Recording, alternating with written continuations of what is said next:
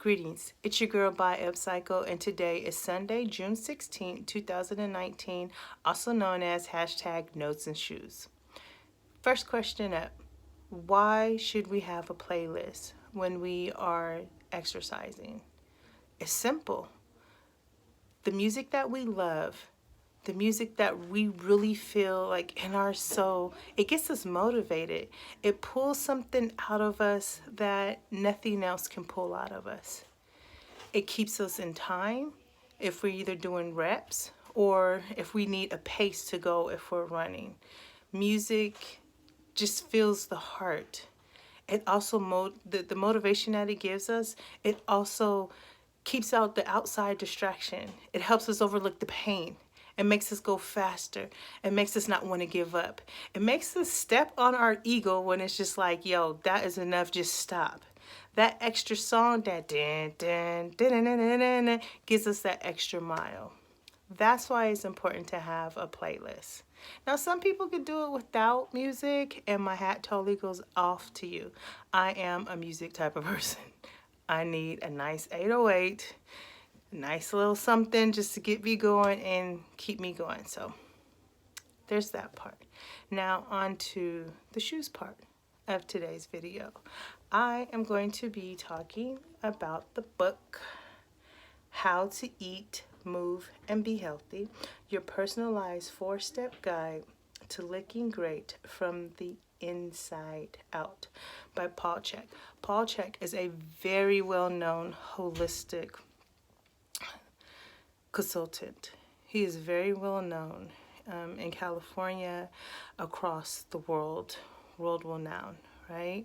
And the reason why I chose his book is because Paul Chek looks at the whole person, not just one area, right? He looks at our physical, he looks at our mental, he looks at our emotional, he looks at our spiritual, because all of that is going on inside this universe that we call our body. And to me, that's really important. As a preschool teacher of 20 years, my main focus was always the whole child, not just part of the child. And so when this book was referred to me, I just jumped on it because it's like, yeah, I needed about the whole me, not just the exercise part of me. And so that's why I chose the book. Now, chapter 1 was called If Einstein Was Your Doctor. And it's very short, just a couple of pages. It's a conversation between Dr. Einstein and a patient. And the patient's biggest problem was, I'm following all the recommendations that my doctor has given to me, but I still have fatigue. I still feel slouchy. It's just nothing that I'm trying is seeming to work. And so Einstein had explained to the patient that the patient needs to look at, hold on, I'm gonna look at my notes real quick. The biological makeup of the patient and the metabolic, the metabolite,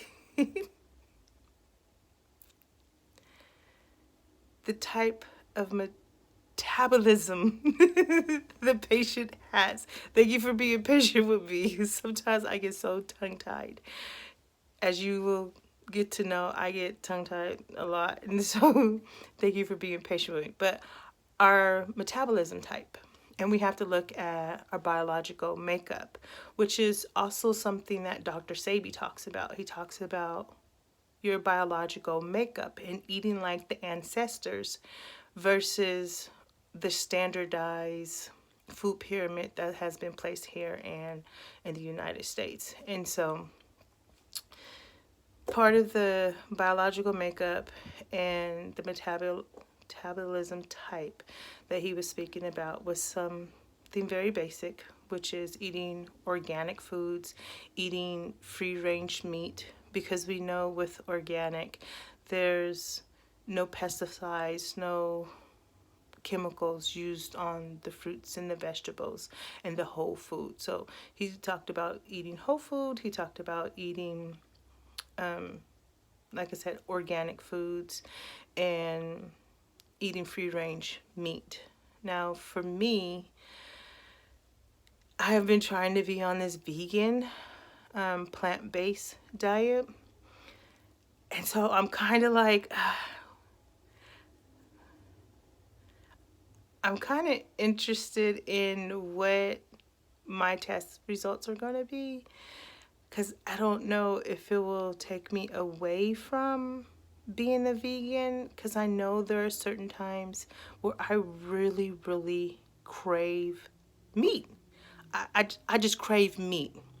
And sometimes it's just the craving is so intense, even though I feel like being a vegan is very beneficial, is very helpful in the long run, because I want to be older with an ER versus being old and in the ER.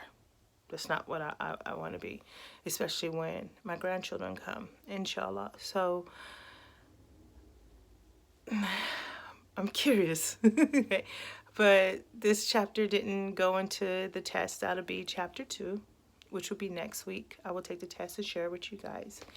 And we will go from there. But I am kind of curious, like, because I crave meat so much, am I a person that needs some type of meat? Because the protein that is in meat is actually secondary protein when we eat meat.